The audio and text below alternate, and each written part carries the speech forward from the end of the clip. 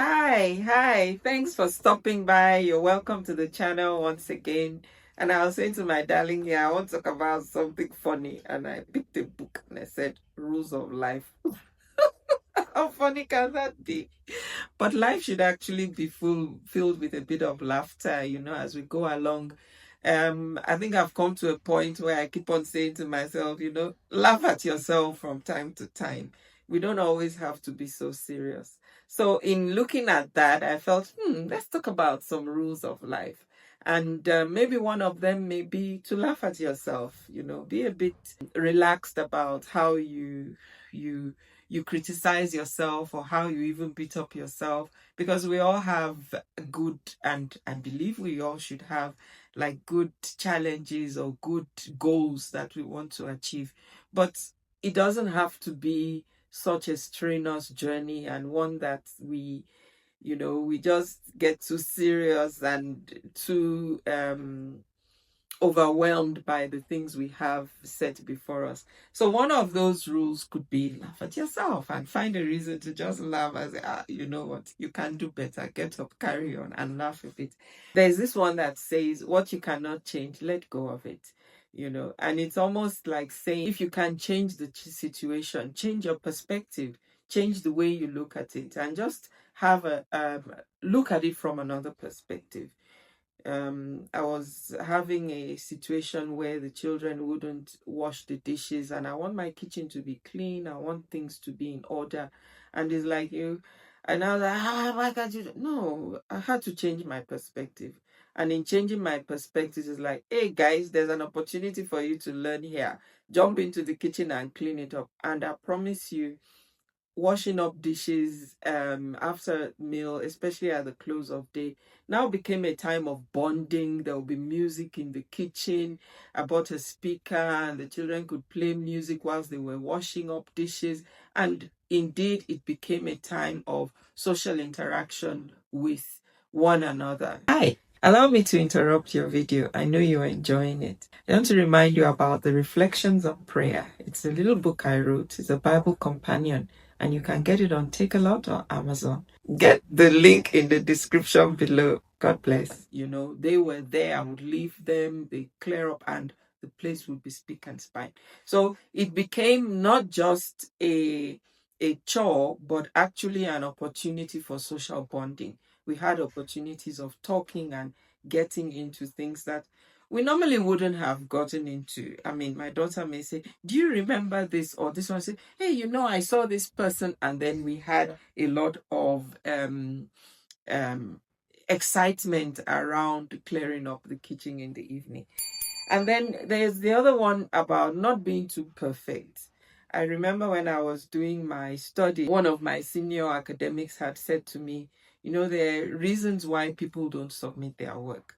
One, they are very lazy, they're not doing the work, or they want to do the work, or they're just too busy, right? So, and then there's another one whereby they're perfectionists. They want to do it, make sure every T is crossed, every I dotted, and whereas it's that problem of being a perfectionist could actually be what is holding you back. Sometimes we say, just let it go. Others will check it, others will tell you, others will give you feedback, and it's an opportunity to even grow. It will be a stepping stone to another level. So don't try to be too perfect. Don't say I can't go because I'm not looking this, or I can't do this because you are still striving for that level of perfection. Go for it, let it go, and then you may find you would have bigger opportunities that would come from there. There's also the one of saying, don't be afraid to dream. Don't be afraid to dream. I had a thought the other day, and I was like, wow, I would really love to do this. I can't remember what it was, but I was thinking so big, and I was like, come down to earth, Joe. I was like, no, go for it, think about it, dream it. And it says, if you can dream it, you can achieve it. If you can visualize it, you can achieve it. And so we are encouraged not to be afraid to dream. close your eyes, picture yourself in that place where you want to be, and please don't stay there. Come back to reality and start making chatting ways of how you can bring this dream into reality. And you may need helpers. You may need to build a team. I've spoken about that before. Even on every journey that we have, you may need a team around you. You may need your critique, your cheerer, and your comforter. You know, those that you can go to cheer you along. You know, if you come to attitude will tell you, yeah, go for it. You can do it. I want to do my master. Yes, I've been waiting for you to say it. Yeah, that's what she would do. And you know, another person you would say, I want to do my master's. I say, you, with all that you have to do. And something may just ignite in you that, I will show you. You know, we spoke about motivations. That could just be your motivation to prove somebody wrong, right? But I don't know if it should be a real motivation, but that could actually be what you need so that it pushes you to your next level. And then you may also want to consider not dwelling in the past. You know, there are things that could have happened in the past that when you look back at them, they don't really make sense. It's like, how did that happen? How did I get there? You know, don't dwell on that. You know, take the lessons out of it and move on. I had a situation with some of my students recently where they got feedback on their work and they were not too happy about the feedback. Or I should say, they were not too happy about the way the feedback came.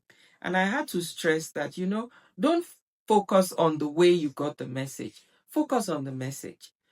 Forget about the packaging. What was inside the box? And the box was real critique on how they could improve their work. So don't focus on the past, look towards the future. I mean, someone else has given the analogy of looking through the windscreen.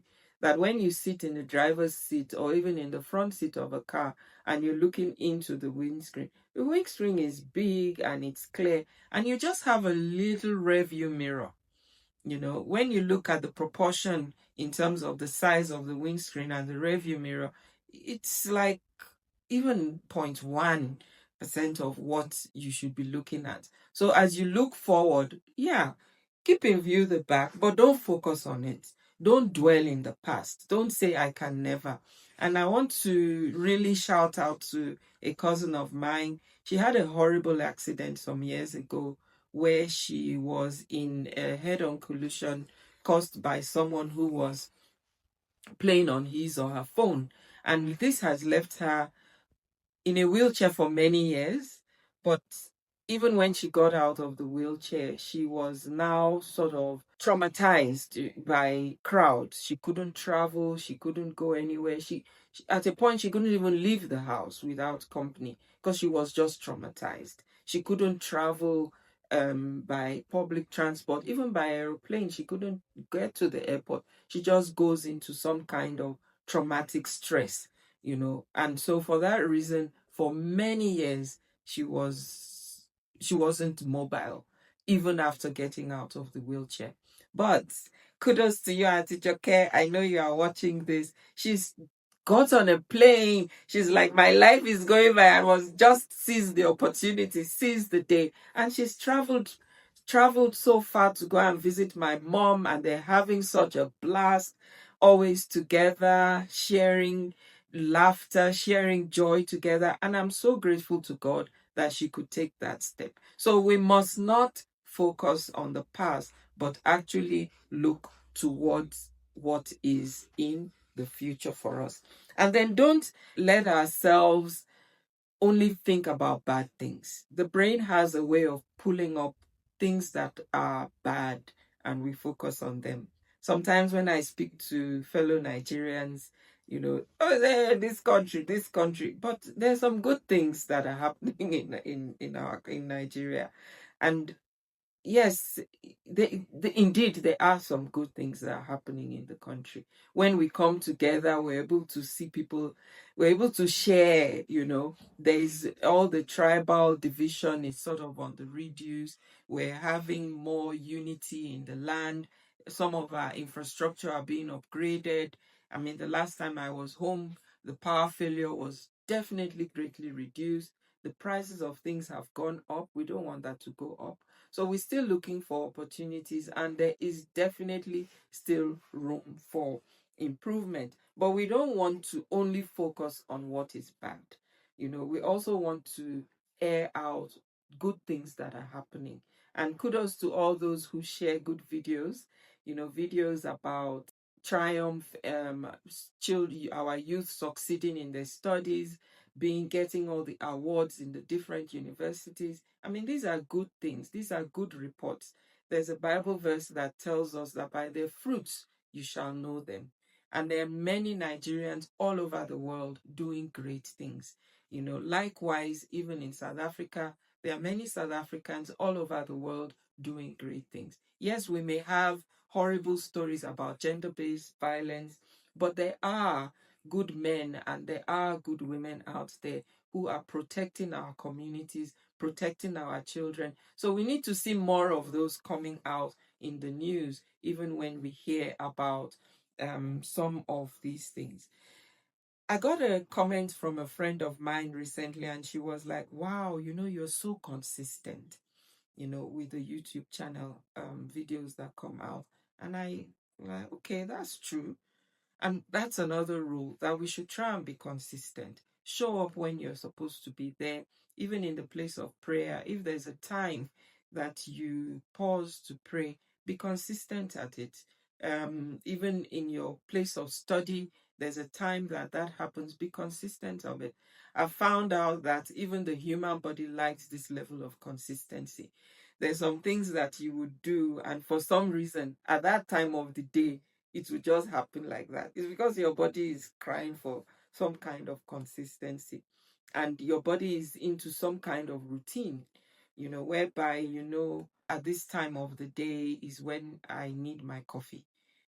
I know my mom, she just likes her coffee at a particular time of the day, because that is the way the body and even the universe wants us to operate. So there is some need to be consistent in what we do.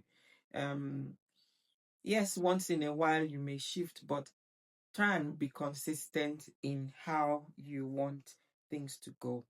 The last one I would like to share is about dressing up as if today is important. Irrespective of what you may be doing or what stage of life you may be at, dress up like it's important. Don't dress up like, I don't care, I don't feel like getting out of bed today, or why does the sun have to get up? No, seize the day. There's that adage that says carpe diem, seize the day. Every day, every opportunity that comes is really for us to make the best out of it, make the impact that we can. And then you will find that life, does what it should do on your behalf. Yeah. So I've given us just a few tips. Think about them and maybe put in the chat the one you feel speaks most to you. Thanks for stopping by. Ciao. God bless. Bye.